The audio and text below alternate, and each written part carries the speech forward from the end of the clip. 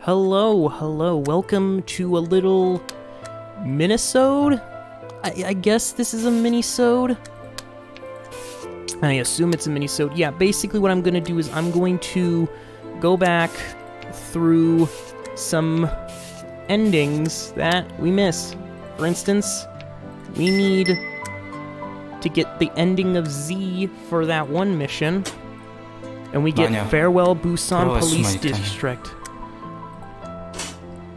This isn't gonna happen in the canon. This is probably gonna be its own separate episode. This is why the camera's not on. This is just to get all the bonus stuff out of the way. The timer's still going down, because what I'm doing is I'm using a guide to sort of speed these things up, because when I do start the final thing, I want to make sure that I got all the things starred. Well, I'm gonna leave one of them unstarred for a specific reason, so yeah, here's Farewell Busan Police Precinct.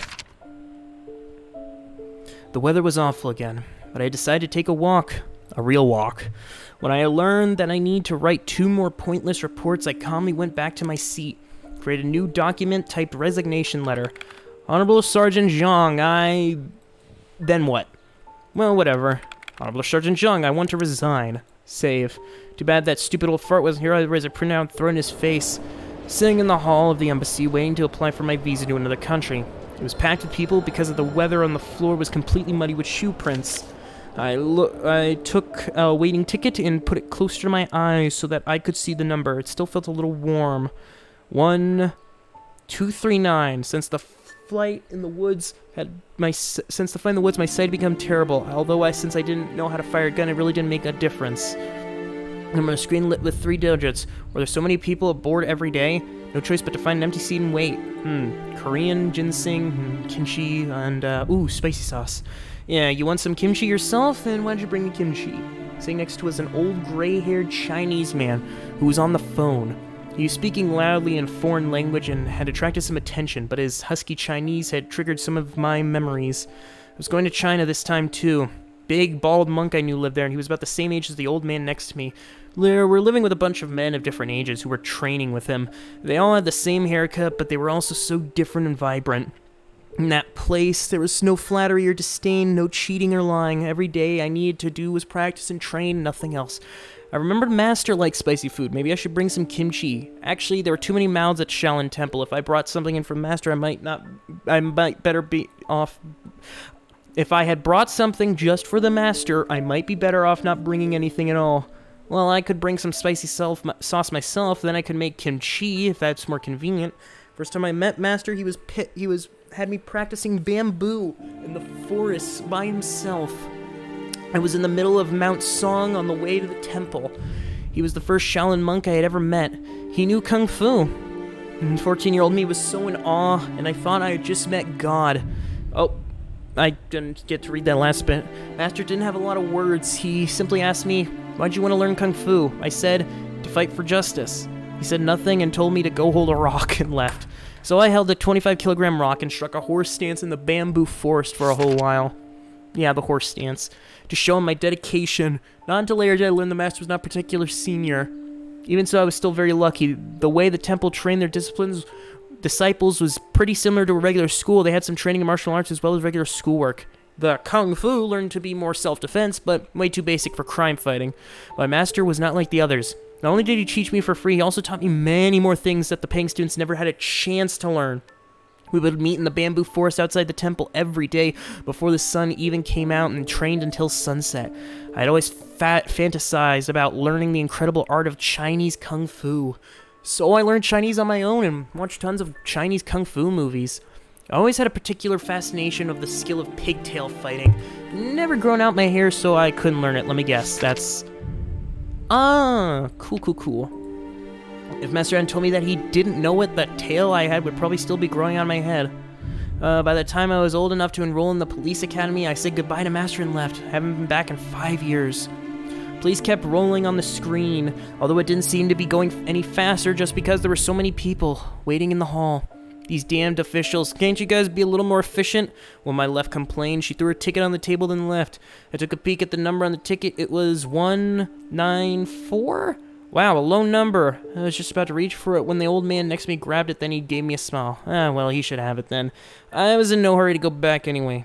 Go back for what? To help the old fart make up stories about where he had gone for business? How many conferences he had attended? How much expenses for receptions? If 𝐬𝐻 had been there, he would have said all this bullshit to his face. He was still there. I touched my fist so tightly that without realizing it, I almost crumpled the ticket. I had to stop myself and unfold it. After who knew how long, it was finally my turn.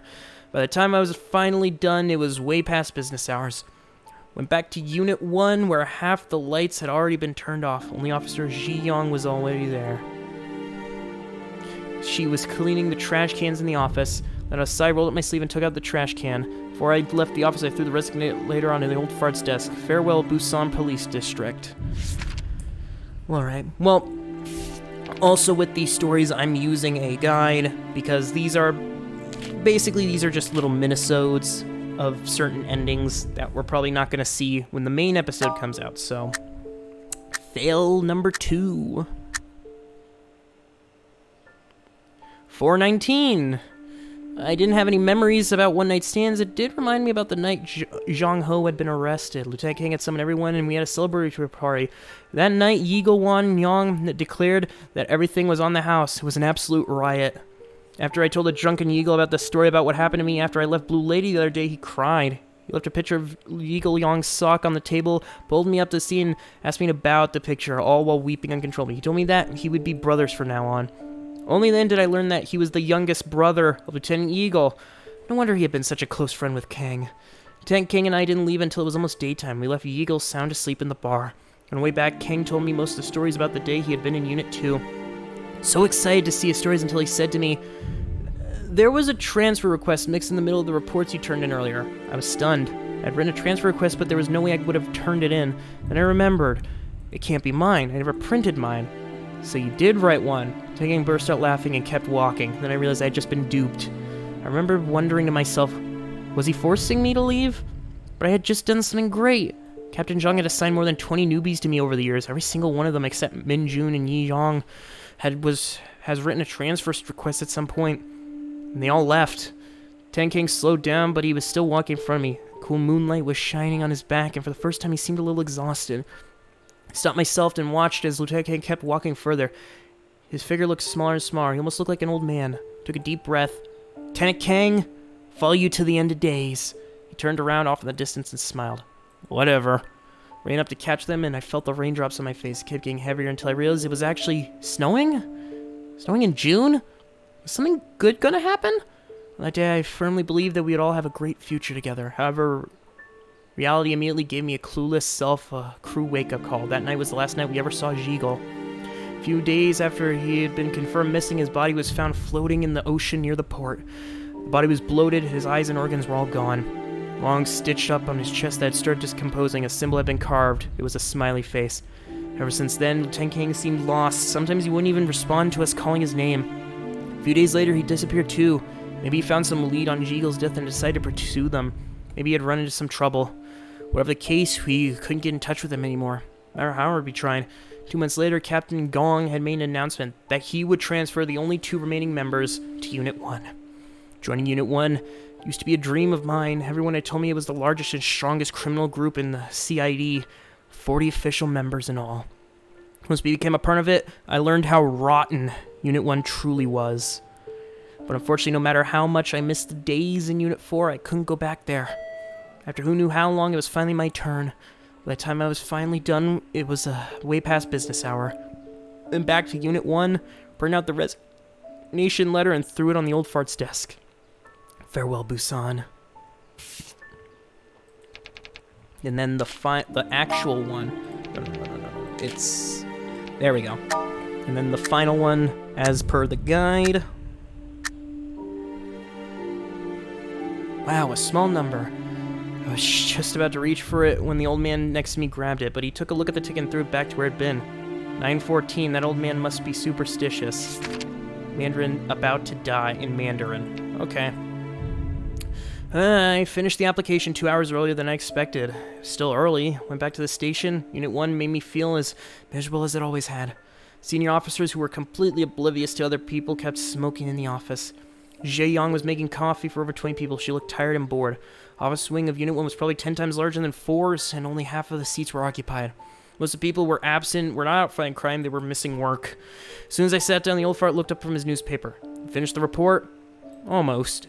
It's about time to throw my resignation letter in his face. I opened the file and clicked print. Printer behind me started buzzing. Meanwhile, the phone on my desk happened to ring. I picked up the phone. As soon as I heard that familiar voice, tears started flowing out my eyes. Midnight. Only office with his lights on was Captain Gong's. Officer Young and I walked up to his desk, turned in our badge and guns, took one step back and gave this man, whom I had just met for the first time, one last salute. Godspeed, man. And there we go. That's Chang's little Minisode done and done with. Which is funny that I can do that. Oh, but look at this. I can now get the good ending for Spotty, so I think I will quickly do that as well. Obviously, the guide is going to help me. Rain and tears. What we need is... Because I'm not here, I'm doing these minisodes because I just want to get these things out of the way. Child, stop crying. Gray truck. Foreigner pushed the man. I heard a loud noise. And here's the S ending for Spotty. Under the street light, the blonde foreigner was lying in a pool of blood. A woman with short hair and 2 dramatic earrings jumped out. She spit a few curses as she saw the gruesome scene and hastily got back in the truck. Didn't notice the metal box had fallen out of her pocket. The woman stepped on the gas as soon as she got into the driver's seat, and the truck quickly disappeared out of sight. The drunk man survived after the foreigner had pushed him away, but he had disappeared from under the light with the child and had been gone for quite a while. Under the light, a human, a cat. Blood was spilling out from under his body. Walked closer and saw a big scar on the back of his neck. Daddy used to have a similar burn mark on his eyes. Reminded me of the rainy day I lost Daddy. Accident that took him away. Blood was spilling underneath Daddy's body as well. I could remember there was a boy running out of the car that had killed him. Recognized that this foreigner was born and raised here. Couldn't remember his name, but I could remember the scar on the back of his neck. He was the boy from that day. It was him. Still couldn't remember his name, but I could remember that his mother had the same blonde hair and they lived up on the hill nearby. I could remember that he used to buy me milk when he was a child. Ever since the day of the accident, I hadn't seen him. Till now. Snow began to fall from the sky. It wasn't the right season to be snowing. Lay down on his bleeding leg, thinking that maybe this would help him. Someone else walked by, I would ask for help. Air around us was growing colder and colder. The snow piled on us thicker and thicker. Eyelids couldn't resist. They were closing slowly and slowly. When I woke up, I thought I died. Maybe it was a dream. I was lying on a human's bed covered with a human sheet. Its owner was lying next to me, breathing steadily. It was a strange room filled with warm, yellow sunlight. Lots of thick boots on the bookshelves. A globe was placed on the top shelf.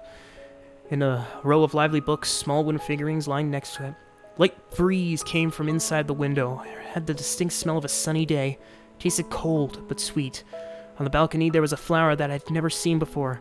It was the color of fire. It was waving lightly in the breeze, like a dancing flame. Sunlight shone through the petals and cast a bright red shadow upon an unfinished diary that was open on the desk. Beside that diary, I saw a small metal box with blue curly carvings. It was the box that had been dropped by the short-haired woman. The human's blonde hair was shining in the sunlight. His calm, sleeping face seemed to reassure me that this is just another normal and peaceful day. I still couldn't remember what his name was. Didn't know where he had been or what he had been through. But none of that mattered. What mattered was, I finally found a place to return to. And there we go. There is Spotty and Chang's official endings. That's it for this Minisode. See you in the next one, where we finish up some other loose ends as well.